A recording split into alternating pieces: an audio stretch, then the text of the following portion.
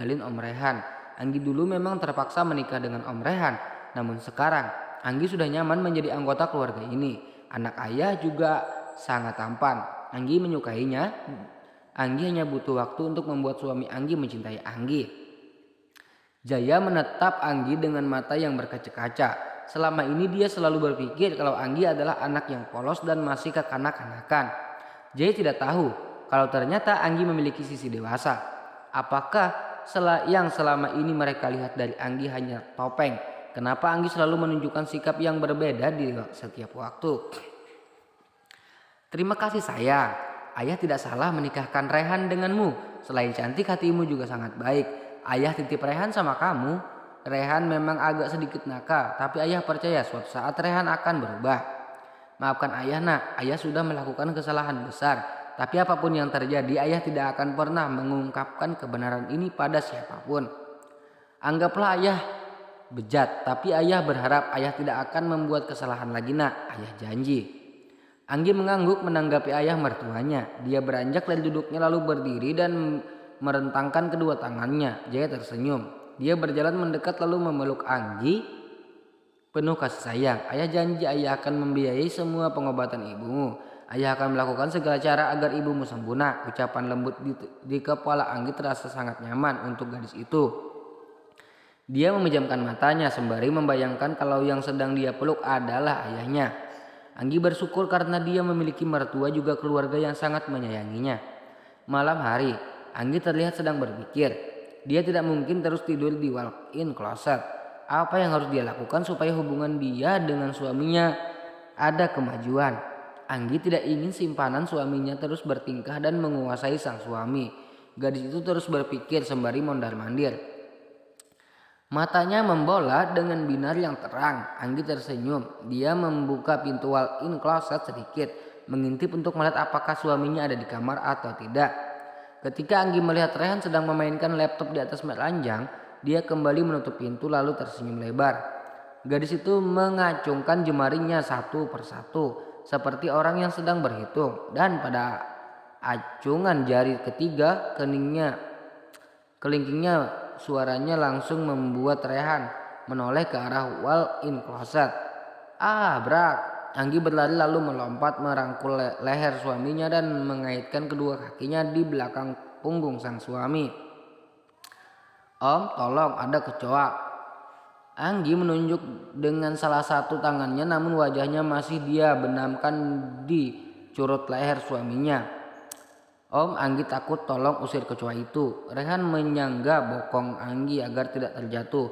Dia berjalan dengan sangat perlahan mendekati tempat yang ditunjuk oleh Anggi. Om, jangan, kita keluar saja dari sini. Anggi takut. Anggi takut om. Anggi bersuara seolah-olah dia sedang menangis. Namun sebenarnya dia tersenyum penuh kemenangan. Kamu itu suka mengada-ngada, Anggi. Mana ada kecoa di sini? Kamar ini sangat bersih, ucap Rehan namun tetap membawa Anggi keluar dari walk-in closet. Lalu berjalan mendekati ranjang. Rehan ingin menurunkan Anggi namun tangan Anggi malah memeluk lehernya semakin erat. Lepas boncel. Kita udah di luar, ini sudah malam, kamu besok harus sekolah kan? Anggi melonggarkan pelukannya, dia berdiri di atas ranjang dengan mata yang masih menatap Rehan lekat. Apalagi? Tanya Rehan sedikit jengkel. Temenin Anggi bobo, Anggi takut om. Rehan memutar bola matanya. Dia naik ke atas ranjang lalu duduk di atas dan setelah itu berbaring. Anggi tersenyum lalu ikut berbaring. Tangan mungilnya menarik tangan Rehan dan dia pun tidur di lengan suaminya. Rehan melongo namun dia juga tidak mau mengambil pusing. Rehan membiarkan gadis itu tidur memeluknya dan menumpukan kepalanya di antara lengan juga dadanya yang bidang. Sementara Rehan sibuk mendomel dalam hati, Anggi malah tersenyum gembira. Jika saja ada Anandita dan Napisa, mungkin mereka akan langsung berjoget merayakan keberhasilan tipuannya yang Anggi buat untuk suaminya. Selamat tidur om tampan, ucap Anggi dalam hati. Matanya mulai terpejam namun bibirnya masih terus tersenyum. Semakin hari Rehan mulai terbiasa dengan adanya Anggi.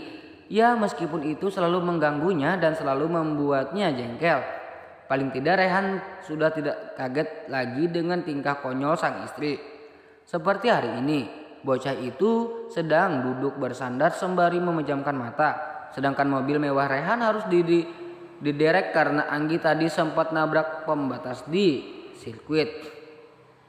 Padahal Rehan udah bilang rem beberapa kali, namun bukannya menginjak rem, Anggi malah menginjak gas.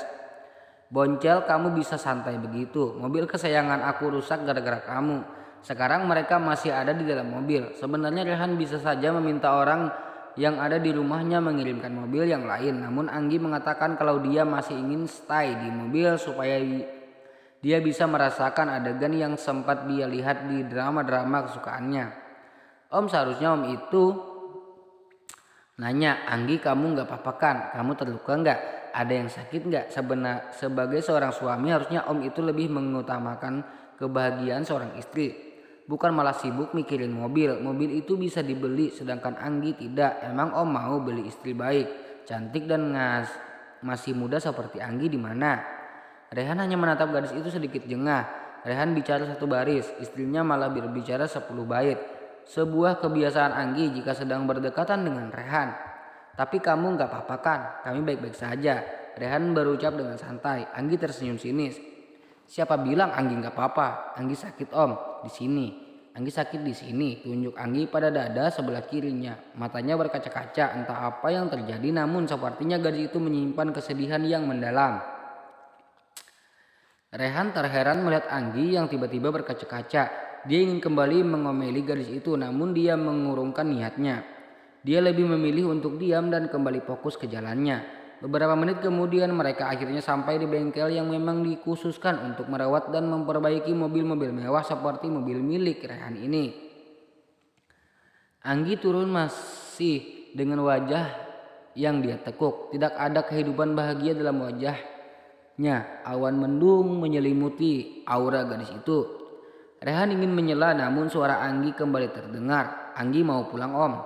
Rehan mengangkat kedua bahunya acuh. Dia menelpon seseorang dan beberapa menit kemudian mobil mewah yang lain berhenti di dekat Rehan dan Anggi. Silakan tuan muda, nyonya kecil. Anggi semakin merengut. Dia masuk ke dalam mobil dengan wajah yang benar-benar masam. Gadis itu mengeluarkan aura yang membuat Rehan dan Dito menjadi tidak nyaman. Kenapa? Tanya Rehan penasaran. Gak apa-apa, emang kenapa? Jawab Anggi ketus. Anak ini sebenarnya kenapa? Tadi dia masih baik-baik saja. Kenapa sekarang menjadi seperti ini? Anggi, kalau ada yang kamu bicarakan bilang, jangan uring-uringan kayak gini. Anggi langsung menatap suaminya tajam. Kali ini dia duduk mendekat ke arah Rehan. Tatapannya masih sama seperti sebelumnya. Penuh kemarahan juga mata yang berkaca-kaca. Om, harusnya Om itu ngerti perasaan Anggi. Anggi gak suka kalau Om lebih memperhatikan barang-barang kesayangan Om ketimbang Anggi. Anggi ini istri Om, seharusnya Om mengerti. Tiba-tiba saja mata Anggi mengeluarkan cairan bening yang mana itu malah membuat Rehan gugup dan bingung. Anggi juga kesal sama Dito. Kenapa Om Dito manggil Anggi nyonya? Anggi kan masih muda. Anggi gak mau dipanggil nyonya. Anggi menunduk sembari menangis sesenggukan. Dito yang ada di depan Rehan memberi isyarat kepada bosnya untuk memeluk Anggi. Dan dengan sangat hati-hati Rehan menarik bahu Anggi lalu memeluk gadis itu sembari mengusap punggungnya lembut. Anggi malah menangis semakin menjadi. Dia sesenggukan sembari memukul dada Rehan dengan tangan mungilnya.